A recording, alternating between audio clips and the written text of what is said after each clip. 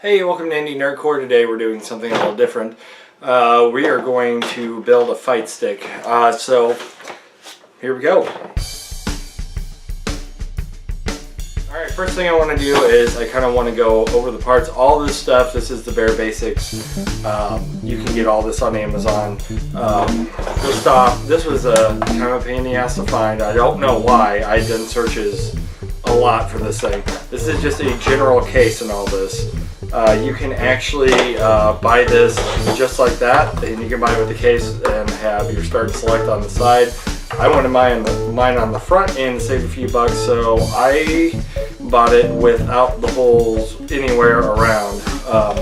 So technically this stick was originally set up for less buttons, but I adapted it for more. The next thing is that you're going to want to get your parts depending on what system that you're going for. Will depend on what kind of parts you get. This one I'm doing very basic. I'm doing PC. You can obviously, the sky's the limit on what you want to do, how far you want to adapt it. I'd recommend going with Brooks adapters and boards, your actual chipboard. If you're wanting PS3, PS4, Xbox, 360, whatever, they've got boards for everything. This, however, is one of the PC standard ones. Cost about 20 bucks for this. Nothing crazy. The case also, before I forget, also cost around 20 bucks, depending on what you want. Let's look at the parts here real quick, and we can go from there. So I started off, obviously, with the chipboard. We talked about that. Usually when you buy these kits, you can buy individual pieces or you can buy it all together. I bought this one more as a kit. You got your 30mm buttons and your 24mm buttons. 24s are usually your start and selects. Your 30s are usually everything else. It also comes with a USB cable. It comes with a cable to connect from your actual stick to the board. It'll actually come with a stick. Side note, you are going to end up with a square gate. Just so you know, that's what you're getting. If you want a 8-way gate, then you're a couple of bucks. It'll probably be on the recommended down toward the bottom. You can add it in. Usually they're like $5-6 bucks. Nothing crazy. Slew of wires for connecting, to the board, to the button. Cover plate for the stick, matching ball to the top of the stick, and okay, that's what all comes with that. I want to talk about a couple other things that kind of will come up, that if it's the first time that you're doing this is the first time I'm actually building one, but this is, let me save you some research. If you're gonna drill your own holes, or if you're not gonna use like a pre-cut out base like this, then you've got to get you some drill bits, right?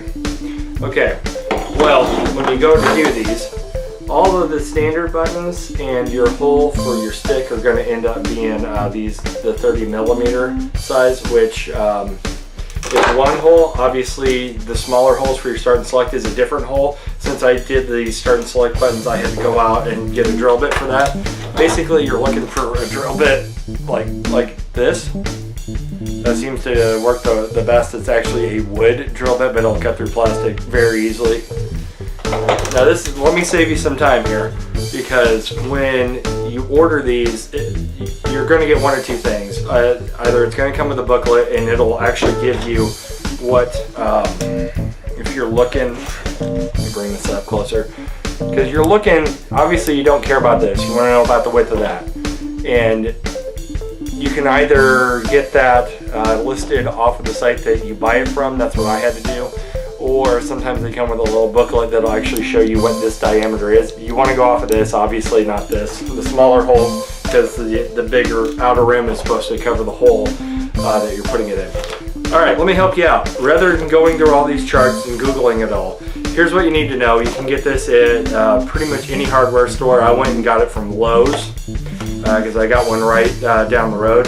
When you get that measurement for the buttons that you need, look right up here. It's going to tell you what the millimeter size is with the inches. This will save you a boatload of time don't waste your time with all the charts and all that stuff. Just go to the hardware store, find the bits, and it'll tell you the millimeters right on there. You want the closest you can get to your button size for your holes.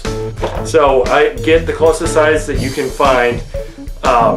You want a little bit smaller, not bigger, so that the button fits snug. If you got bored out a little bit bigger, just do that. Okay, with that being said, I'm going to change angles and we're going to start putting this thing together. I did think of one more thing. This is just a suggestion. When you go to order these parts and you order them, almost all of them are going to have some kind of diagram. Do yourself a gigantic favor, screenshot this stuff, okay? Screenshot these pictures, because this is going to give you the breakdown of how everything is hooked up. If they don't send you the paper, you will need that. And all those little indicators and all that will either line up on your board. You see how there's all the little writing? It'll line up with either that, or on this particular board, if you look right down here, let me also save you some time, there's little writing right at the bottom there. That's all your buttons. So now you know what hooks up to what when you line it up with the diagram to your board. All right, now let's start. Okay, first thing we're gonna do is I'm gonna get all the buttons set into here. So let's get started on that.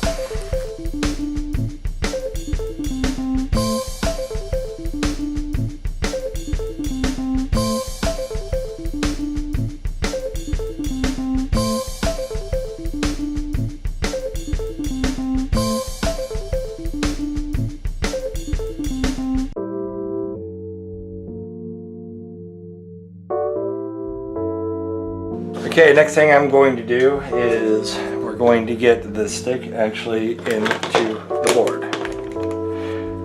Now, when you do this, you want to make sure that you have your hookup facing this way. That's what I've been told. If it's wrong, obviously unscrew it, flip it around.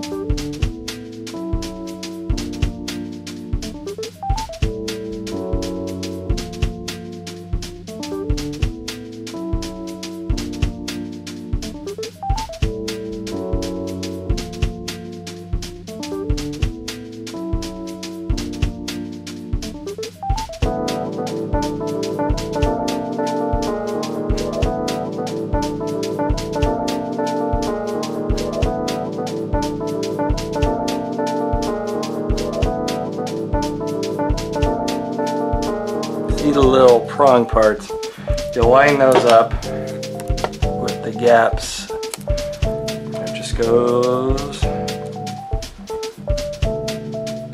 right in.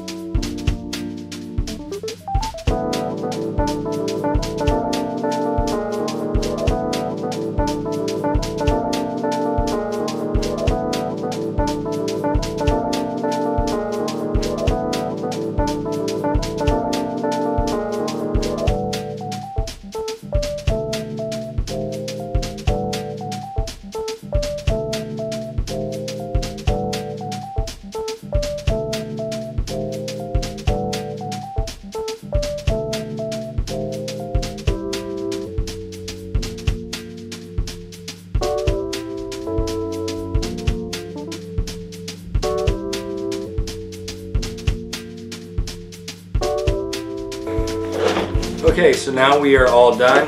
We've got the stick all assembled, ready to go, all wired up. So you want to know if it works? Here we go.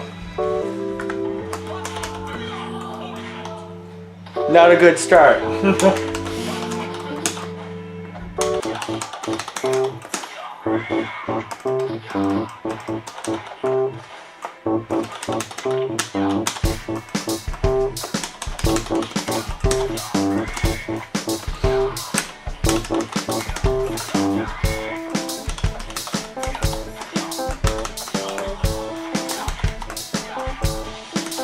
Oh, that's not good. That's not good. That's alright. We're going to get back.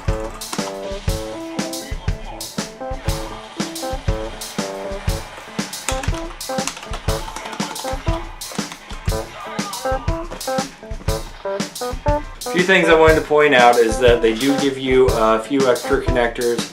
If you want to put a few extra buttons, there is spots for like a turbo button and that kind of thing.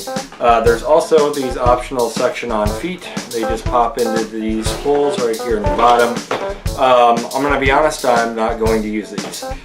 So that's how you assemble the stick. There you go. That's it. It's pretty stupid simple. It's pretty straightforward. Hopefully I gave you a few pointers to help you out. If you liked the video, of course, let us know. Like, comment, subscribe, all that stuff. All the stuff that you hear at the end of every YouTube video ever.